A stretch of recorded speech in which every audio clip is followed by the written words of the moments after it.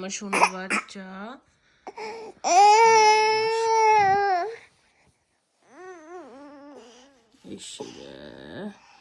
ঠান্ডায় জ্বরে একবারে কুপোকাত আমার বাচ্চাটা। এখন বাজে রাত 2:10 আর শেহেরের নাকে পানি থামতেছে না।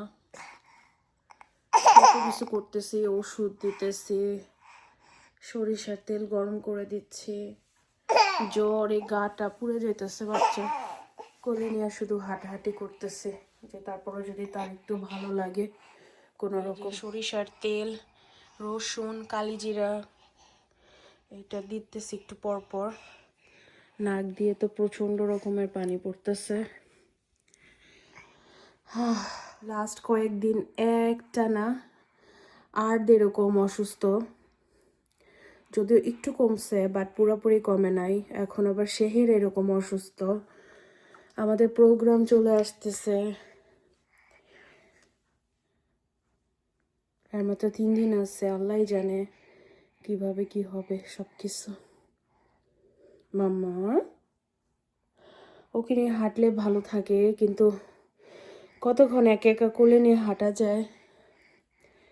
আমার পুরো হাতের ডানা দুইটা মানে আর মনে হয় চলে না, পুরো ব্যথায়। কারণ বাচ্চা যতই পাতলা হোক, যতই ছোট হোক, একটানা কোলে রাখলে কিন্তু হাতের কবজিগুলো ব্যথা করে। তো একটু পরপর নিয়ে একটু বসলেই আবার কান্না শুরু হয়ে যায়, তো আবার নিয়ে হাঁটতে হয়। যেরকম হাঁটলে সে একদম শান্ত থাকে। আল্লাহ জানে আজকে রাত কিভাবে কাটবে, আল্লাহ ভরসা। আলহামদুলিল্লাহ। হাই এভরিওয়ান, আসসালামু আলাইকুম, welcome back to my channel. আশা করছি আপনারা সবাই অনেক ভালো আছেন। আরও একটা দিনের কিছু অংশ শেয়ার করব আপনাদের সবার সাথে ব্লগ আকারে। দেখতে দেখতে আলহামদুলিল্লাহ আমাদের মেয়েটার 1 বছর পূর্ণ হয়েই গেল। যদিও এই পথটা একদমই সহজ ছিল না, 3 বাচ্চাকে একসাথে সামলে এই জার্নিটা বা এই মাইলস্টোনটা পর্যন্ত আসা। তারপরেও আল্লাহ রাব্বুল আলামিন যথেষ্টই সহজ করে দিয়েছে এবং সময়গুলো কিন্তু পারই হয়ে গেছে। আমাদের মেয়ের 1 বছর পূর্তি উপলক্ষে স্বাভাবিকভাবেই আমাদের মনে একটা ইচ্ছা ছিল যে তার জন্মদিনের জন্য একটা বড় করে আয়োজন করব, সবাইকে সাথে নিয়ে, যারা আমার সুখ দুঃখে এই জার্নিতে কোনো না কোনোভাবে অংশ হয়েছিল আমাদের সাথে। যেরকমটা ভেবে রেখেছিলাম সেইভাবেই সব কাজ গুছিয়ে নিচ্ছিলাম, কিন্তু মাঝখানে যেই বড় সমস্যাটা হয়ে গেছে সেটা হলো আমাদের 3টা বাচ্চাই একসাথে অসুস্থ হয়ে পড়েছে ঠিক তার অনুষ্ঠানের আগে। যদিও অনুষ্ঠানটা আমরা করব, কারণ আমাদের যে আত্মীয় স্বজন বা ফ্রেন্ডস ফ্যামিলি আছে অনেক দূর থেকে, তারা এই বার্থডে পার্টিতে জয়েন করার জন্য অলরেডি টিকিট করে ফেলেছে বা ছুটি নিয়েছে। সেই জন্য ভেবেছি যে প্ল্যান যেভাবে করেছি সেভাবেই করব, যদিও একটু কষ্টও হবে। তারপরও আমার মেয়েটার এতটা শরীর খারাপ যে সে একদম ঠান্ডায় শ্বাস নিতে পারে না, তার সাথে জ্বর। আর বাচ্চাদের তো ঠান্ডা লাগলে তারা বেশি একটা ঘুমাতে পারে না, তো সেই জন্য দেখা গেছে আমার মেয়েটার একটু বেশি কষ্ট হয়ে গেছে। তারপরও আল্লাহ করে দিন গুনছি যাতে অনুষ্ঠানের দিনটা আমার মেয়েটার শরীর একটু হলেও ভালো থাকে।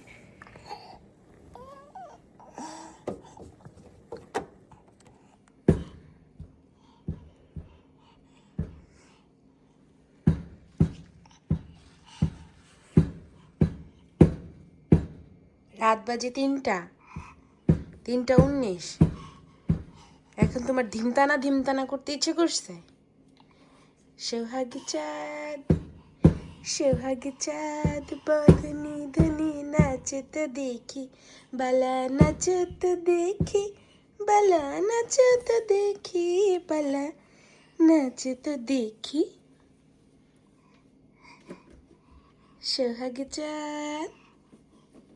সোহাগ চাঁদ বদনি ধনি নাচত দেখি, বালা নাচত দেখি।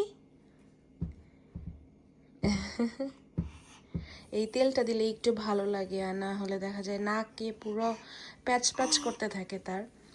তো সরিষার তেল এখানে অনেকটুকু, একবারে বানায় নিছি, জাস্ট 30 সেকেন্ড গরম করে দিলেই হয় প্রত্যেকবার।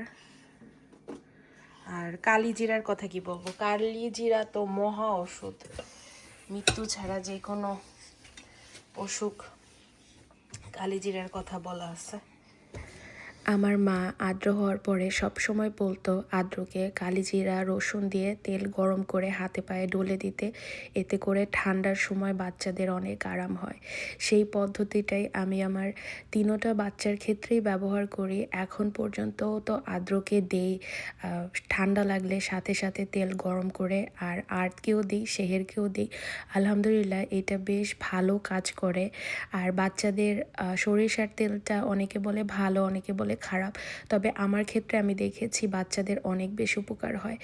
মাম্মা একটু সময়ের জন্য ঘুমিয়েছিল, তো ভাবলাম যে রাতের কাজগুলো কিছুটা গুছিয়ে তারপরে বেডে যাই। এটা ছিল পরের দিন সকালবেলা। ঘুম থেকে ওঠার পরেই সুজন শেয়ারকে একটু গ্যাস দেওয়ার জন্য চেষ্টা করছে, কারণ বাচ্চাটার এত পরিমাণে ঠান্ডা যে বাচ্চাটা পরের দিন আরও বেশি অসুস্থ হয়ে গিয়েছিল।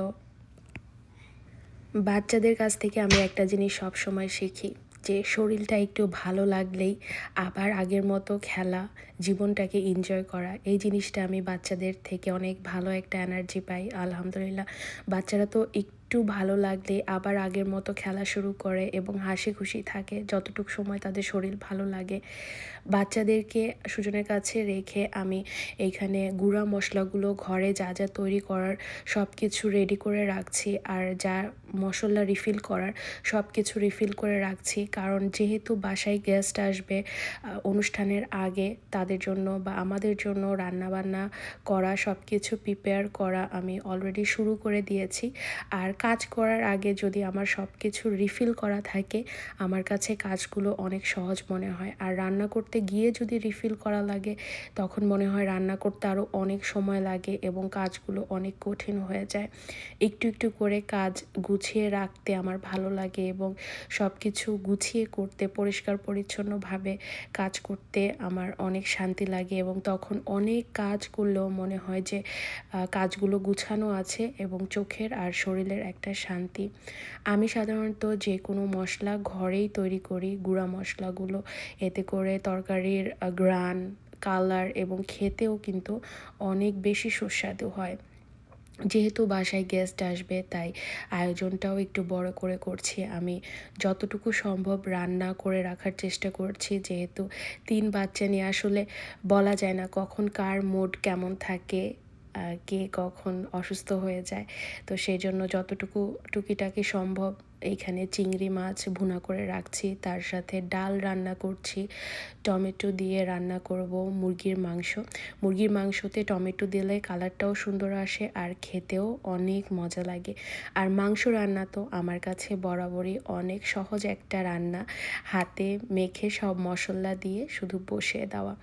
ডাল বেশি করে রান্না করে রাখছি, কারণ ডাল এমন একটা খাবার সব কিছুর সাথেই খেতে ভালো লাগে, সেটা মাংস হোক, ডিম হোক অথবা মাছের ভুনা, যে কোনো খাবারের সাথে ডালটা একদম পারফেক্টলি যায়। এদিকে আসো। প্রথমত পেঁয়াজগুলার সাথে করছো আকাম, তাই তো আমি বলি আমার সাথে তর্ক না কইরা ভাগছো কেন? ডিমগুলারে কি হ্যাঁ, ডিম সুলাই তাড়াহুড়া করে সুলাইতেছিলাম। মাই গুডনেস, মানে তুমি এরকম ডিম আগেও করছো, আমি এর জন্য বারবার বলতেছিলাম যে চাঁদের মতো বানায় ফেলছি, চাঁদের মতো সাদা ফটফটা, তার মধ্যে হালকা হালকা একটু করতে। এর জন্যই তো আমি বলি যে এত তাড়াতাড়ি ডিম রেখে চলে গেল কেন? তুমি তো মারপিট হয়ে করলেও এটা করতা। বুদ্ধি রাখতে হবে, জামাতের মতো বুঝতে হবে কোন সময় লুকায় যেতে হবে লঙ্গির নিচে। আল্লাহ রে, এইরকম আরেকবার 30টা ডিম রে তুমি একবার হাফ করে ফেলছিলা। তোমার গলা তো বেশি একটা ভালো এটাই। কোনটা ভালো হয় না? একটা দুইটা, আর বাকিগুলা দেখো। এই যে 3 নাম্বার, হ্যাঁ তোমারটা দেখো। এই যে 4 নাম্বার। 4 নাম্বার এটা কি? এটা সাইডে একটু, বাট এইগুলা দেখো সবগুলা ক্লিন। দাঁড়াও দেখি, এই যে 5 নাম্বার। হ্যাঁ মানে এই ঝাঞ্ঝর বলে শুই রে। এই যে 6 নাম্বার। এখন সবগুলাই। আর তোমারগুলা দেখো, তোমারগুলা দেখো, মনে হচ্ছে চিমটি মারছো ডিমকে। ডিম ভালো না আসলে, ডিম ভালো না, হ্যাঁ। মুরগি ঠিক মতো ডিম পারতে হবে। এখানে ডাল রান্না করা শেষ, মুরগি হচ্ছে। আচ্ছা আর কি বাকি রয়েছে দাও। গরু মাংসটা নিয়ে আসো। বেশিরভাগ সময়ই আমি ডিম ভুনা করতে পছন্দ করি যদি বাসায় গেস্ট আসে। তবে আজকে কেন জানি মনে হলো একটু ব্যতিক্রম করে আলু দিয়ে ডিমের ঝোল করি, সেইটাও খেতে কিন্তু অনেক সুস্বাদু হয়। আর এদিকে রান্না করছি বড় বড় রসুন দিয়ে হাঁসের মাংস। আমাদের বাসায় গেস্ট যারা আসবেন তাদের মধ্যে অনেকেই হাঁসের মাংস ভীষণ পছন্দ করে, তাই এখানে হাঁসের মাংসটাও রান্না করে নিচ্ছি। আমি যাদেরকে ভালোবাসি তাদের পছন্দ অপছন্দ সবসময় মনে রাখতে আমি পছন্দ করি। আমার বাসায় তারা বেড়াতে আসলে আমি চেষ্টা করি আমার যতটুকু সাধ্য আছে তার থেকেও বেশি আয়োজন করতে, এবং তারা যেটা পছন্দ করে সেইটা রান্নাবান্না করে তাদেরকে খাওয়ানোর জন্য। আমার কাছে আমার ভালোবাসা প্রকাশের অন্যতম একটা ওয়ে হলো যার যা পছন্দ সেটা মনে রাখা এবং সেটা রান্নাবান্না করে তার সামনে পরিবেশন করা অনেক ভালোবাসা আর কেয়ার দিয়ে। বাচ্চারা অসুস্থ হলে একটু কষ্ট তো হয়েই যায়, তারপরও আমি চেষ্টা করি সব কিছু সময় মতো করে ফেলতে এবং বাচ্চাদেরকে যথেষ্ট পরিমাণ কেয়ার দিতে, যাতে করে তারা সুস্থ হয়ে যায় এবং তারা সুস্থ থাকলে আমার অনেকটা ইজি হয়ে যায়। বাচ্চারা অসুস্থ হলে খুবই কম ঘুমায়, যদিও আমাদের শহরের ঘুমটা একটু কম তুলনামূলক। আর অসুস্থ হলে তো কথাই নেই, তখন দেখা যায় যে ঘুমের স্ক্যাজুয়ালটা আরও বেশি উল্টাপাল্টা হয়ে যায়। ভেবেছিলাম যে আজকে পর্যন্ত মাম্মার শরীরটা ভালো হয়ে যাবে, তবে একদমই আমি ভুল ছিলাম। মাম্মার শরীরটা মনে হচ্ছে আস্তে আস্তে আরও খারাপই হচ্ছে। এখন আমার একটু মনে মনে ভয় হচ্ছে যে জন্মদিনের যে অনুষ্ঠানের দিনটা সেইটাতে মাম্মা কিভাবে কাটাবে, যেহেতু আমাদের প্ল্যান আছে একটু বড় করে মাম্মার জন্মদিনটা সেলিব্রেট করার। তারপরেও আশা করি সব থেকে বেস্টটাই হবে, আল্লাহ রাব্বুল আলামিন সব কিছু সহজ করে দিবে। রাতের বেলা মাম্মা ঘুমানোর পরে আমি এখানে আমার ভ্লগে টুকিটাকি কিছু কাজ করছিলাম, কারণ হাজার কাজের মধ্যেও এই ভ্লগিংটা আমি ধরে রেখেছি এবং ধরে রাখতে পেরেছি। সেই জন্য নিজের কাছেই অনেক প্রাউড ফিল হয় যে আসলে একদমই সহজ না সব কিছু ম্যানেজ করে নিয়মিত ব্লগ দেওয়া। তারপরেও আমি চেষ্টা করি মাসে 4-5টা ব্লগ দিতে, আপনাদের সাথে কানেক্টেড থাকতে। সত্যি কথা বলতে আপনাদের যখন কমেন্টস দেখি, আপনারা আমার ভিডিওতে ভালোবাসা দেন, আমার ভিডিও দেখেন এবং আমাকে ভুলে যান না, মনে রাখেন, আমার বাচ্চাদের জন্য দোয়া করেন, এইটা আমার কষ্টের রিওয়ার্ডস হিসেবে আমি ধরি। আর আপনাদের সবার প্রতি আমি অনেক অনেক কৃতজ্ঞ এই ইউটিউবের মাধ্যমে আমাকে এত ভালোবাসা দেওয়ার জন্য। যেহেতু প্রোগ্রামের আয়োজন শুরু হয়েই গেছে ঘরে, আর আরেকটা আয়োজন সব কিছুর মধ্যে হলো ছোট ছোট বাচ্চারা যে আসবে মাম্মার জন্মদিনে তাদের জন্য গুডি ব্যাগ রেডি করা। আমি অনেক এক্সাইটেড থাকি বাচ্চাদের গুডি ব্যাগ রেডি করতে, কারণ অনেক এক্সাইটেড হয়ে যায় যখন খেলনা চুজ করি বা গুডি ব্যাগগুলো চুজ করি। আর আমি সব সময় অনেক ইউনিক আর ক্লাসিক জিনিস পছন্দ করি, আর যে আমি যা করব সেটা একদম নিড অ্যান্ড ক্লিন হবে এবং টপ ক্লাস হবে, আমার সাধ্যের মধ্যে যতটুকু আমি পারি করব। তো এইবার আমি এই গুডি ব্যাগগুলো চুজ করেছি, এত কিউট ছিল, আমার তো নিজের কাছে অনেক ভালো লেগেছে এবং বাচ্চারাও হোপফুলি অনেক বেশি পছন্দ করবে। গুডি ব্যাগ এইখানে মনে হয় প্রায় 47টার মতো করেছিলাম, কারণ এইবার আমার ইচ্ছা ছিল বাচ্চাদের সাথে বাচ্চাদের মায়েদেরকেও একটা করে গুডি ব্যাগ দিব। তো গুডি ব্যাগগুলো দেখতে যতটা সুন্দর, বানানোটা একটু ট্রিকি ছিল, কারণ সুন্দর জিনিস তৈরি করতে অনেক সময় এবং অনেক শ্রম ব্যয় করতে হয়, সেটা আমি সবসময় মানি। তবে আলহামদুলিল্লাহ সুজনের সাহায্যে আর আমার ধৈর্যের কারণে আর আমার পাপার সাহায্যের কারণে আমরা এই কাজটা শেষ করতে পেরেছিলাম। গুডি ব্যাগ তো জন্মদিনের একটা অনেক বড় আকর্ষণ থাকে। বাচ্চারা আসলে এক্সপেক্ট করে যে তারা জন্মদিনে আসবে, একটা ছোট্ট গুডি ব্যাগ পাবে, সেখানে খেলনা থাকবে, চকলেট থাকবে, আরও অনেক কিছু। একটা একটা করে সবগুলো ব্যাগ রেডি করে রেখে দিচ্ছিলাম, কারণ জন্মদিনের আগেই অনুষ্ঠানের আগে যত কাজ গুছিয়ে রাখবো ততই আমাদের জন্য একটু সহজ হয়ে যাবে।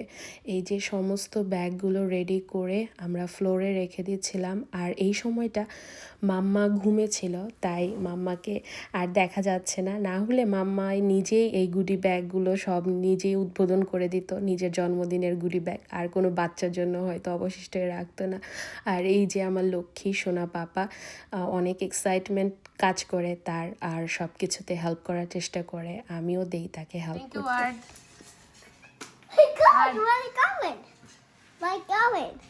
বাবা এটা গাড়িতে রাখবে। কাজ শেষ হয়ে যেন শেষ হতে চায় না, বিছানা থেকে ওঠার সাথে শুরু হয় আর বিছানাতে যাওয়ার আগ পর্যন্ত কোনো না কোনো কাজ বেরই হয়ে যায়।